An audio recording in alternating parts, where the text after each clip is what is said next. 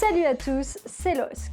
Aujourd'hui, nous allons parler d'un fameux effet psychologique qui vous pousse à vous reconnaître dans différentes descriptions faites par les horoscopes, les tests de magazines, les voyants à la sauvette et différents manipulateurs. Mais cet effet vous pousse aussi à vous reconnaître dans différents aspects psychologiques ou médicaux. Nous allons donc parler de l'effet Barnum. Avant de commencer cet épisode, je tiens à dire que je ne suis pas là pour critiquer la voyance, les médiums ou autres. En effet, ce n'est pas parce que l'on n'a pas encore prouvé concrètement quelque chose que cela n'existe pas. Par contre, on a prouvé qu'il existait des charlatans.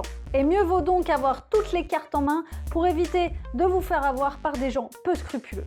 Mais je vous fais confiance. Après tout, je sais que vous êtes des personnes très réfléchies et fortes d'esprit. Générique. Spending more and more time up in bed, thinking about the things I think you said. It's been on my mind.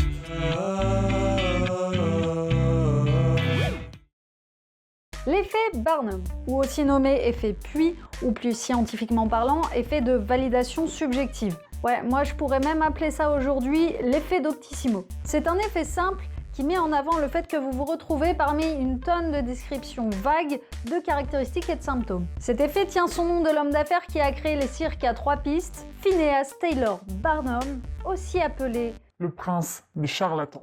Mais c'est en réalité Bertram Forer, bref, Monsieur Forer, qui a expérimenté cet effet en 1948. Lors d'un cours, Forer a distribué un test de personnalité à ses étudiants, lesquels se sont appliqués à le faire consciencieusement. Une fois les tests rendus et les élèves sortis de la salle, Forer s'est donc précipité pour jeter les tests à la poubelle. Mais du coup, qu'a-t-il rendu à ses élèves ?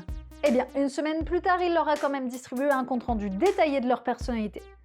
Je vous en lis quelques lignes. Vous avez besoin d'être aimé et admiré. Et pourtant, vous êtes critique avec vous-même.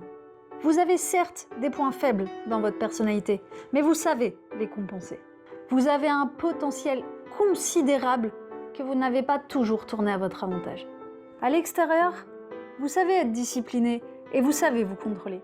Mais à l'intérieur, vous tendez à être préoccupé et pas très sûr de vous-même. Parfois, vous vous demandez sérieusement si vous avez pris la bonne décision ou fait ce qu'il fallait.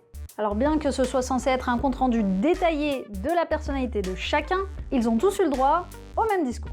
Bon, coup de chance ce jour-là, il y avait assez de place dans la salle pour que Forer puisse disperser ses élèves et éviter que chacun se rende compte de la supercherie.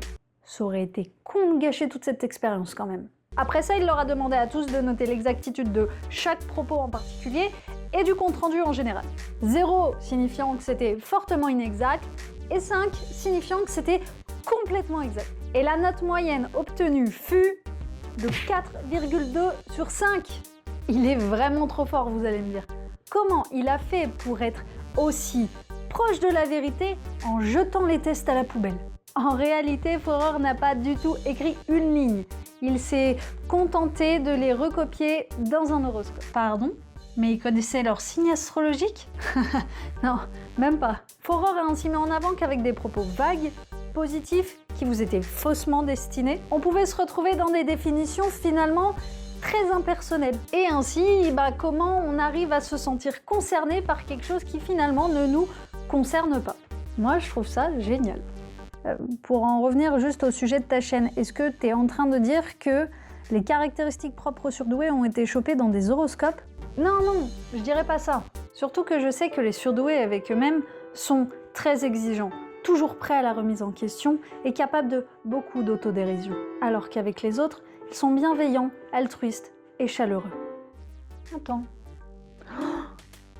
Quand on parle de la douance et des surdoués, l'effet Barnum est l'un des premiers effets à pointer le bout de son nez. Déjà parce que tout le monde, et c'est normal, a envie de s'entendre dire qu'il est intelligent, sensible et empathique. Et donc, beaucoup de monde, moi la première, se retrouve dans des définitions très flatteuses. Mais malheureusement, trop de monde se contente de ça pour se définir et s'identifier. Mais je vous rassure, qu'importe le domaine, l'effet Barnum, c'est un peu une recette avec pas mal de choses qui viennent se greffer dedans. Vous avez plusieurs ingrédients, mais entre autres, vous avez une bonne dose de lecture à froid qui consiste à recueillir rapidement un maximum d'informations sur la personne en prenant en compte des tonnes de probabilités sociales pour la manipuler. Une autre dose de pensée sélective, et ça c'est le fait que la personne retienne particulièrement le positif des propos tenus et essaye d'oublier le négatif. Vous mélangez le tout et ça vous fait la recette du parfait pigeon. Et vous avez pas envie d'être des pigeons, non? Après que vous tombiez dans les travers de l'effet Barnum, mais c'est parfaitement compréhensible. Enfin, un temps seulement. Mais il faut essayer de voir plus loin que ces pseudo-définitions flatteuses de vous-même. Parce que si votre but, c'est quand même de vous connaître un peu mieux et de vous trouver, vous n'allez pas vous arrêter là. L'effet Barnum, c'est donc quand vous retrouvez dans une description vague. Mais il y a un tout autre effet très intéressant à remarquer de la part des autres, et là, c'est ce qu'on appelle l'effet Pygmalion ou l'effet Rosenthal. Dans cet effet, c'est les autres qui voient en vous certaines choses et vont inconsciemment ou consciemment vous influencer jusqu'à parfois provoquer une prophétie autoréalisatrice. Imaginez un psychologue voulant à tout prix voir dans un de ses patients un cas particulier, usant donc de l'effet Pygmalion. Et le patient, sensible comme il est et vulnérable, se retrouvait dans la description de quelque chose qu'il n'est pas. Là, on se rend compte que voir deux idées converger ne veut pas forcément dire qu'on s'approche de la réalité. Bon, en réalité, l'effet Pygmalion, c'est quand l'effet rendu est positif. Si l'effet sur la personne est négatif, on appelle ça l'effet golem. Et je dis pas qu'il faut pas faire confiance aux psychologues, je dis juste qu'il faut prendre un peu de recul.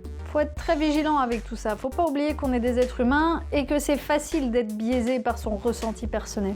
Ne pas courir dans la gueule du loup parce qu'on entend des choses qui nous plaisent. Je tiens quand même à préciser que des personnes passent parfois des années à essayer de régler un problème qui n'est pas le leur. Voilà, on arrive à la fin de cet épisode, retenez bien le nom de l'effet Barnum parce que vous allez le voir passer devant vos yeux pas mal de fois, à tort ou à raison d'ailleurs. Je vous conseille aussi un film assez sympa qui aborde le sujet, Magic in the Moonlight. La famille Catledge mène une vie mondaine en Provence, mais il y a une jeune femme qui est parvenue à leur faire croire qu'elle est médium. Et comme tu es le plus grand des mystificateurs de faux spirites, mais moi elle ne me dupera pas. Sophie a plongé ses yeux dans les miens et dit des choses sur moi qu'elle ne pouvait absolument pas savoir. Stanley ne croit pas aux spirites. Il vous tient tous pour des fripouilles. Mes impressions mentales sont nébuleuses. Des cumulonimbus ou des cirrus? Je vois que vous vous moquez de moi. De Woody Allen avec la sublime Emma Stone et Colin Firth. Vous m'avez compris. Et avant de finir, je vous conseille d'aller voir l'épisode sur l'effet Barnum de la chaîne Spline, ou encore celle d'hygiène mentale concernant les dérives de l'astrologie. N'oubliez pas que si ce contenu vous plaît et si vous voulez me suivre, il suffit de cliquer en bas pour vous abonner. Un petit pouce bleu aussi, ça fait plaisir, mais vous faites comme vous voulez. Après tout, je sais que vous êtes tous très gentils. Je vous souhaite à tous une très bonne journée, faites attention à vous, des bisous et ciao bye. Aujourd'hui, nous allons parler d'un fabuleux ou fameux? je découvre mon texte là. Et j'ai des cheveux de partout là, qui me chatouillent. Trop de cheveux, je vous le dis. Quelqu'un a une solution? Un remède miracle? Un coiffeur?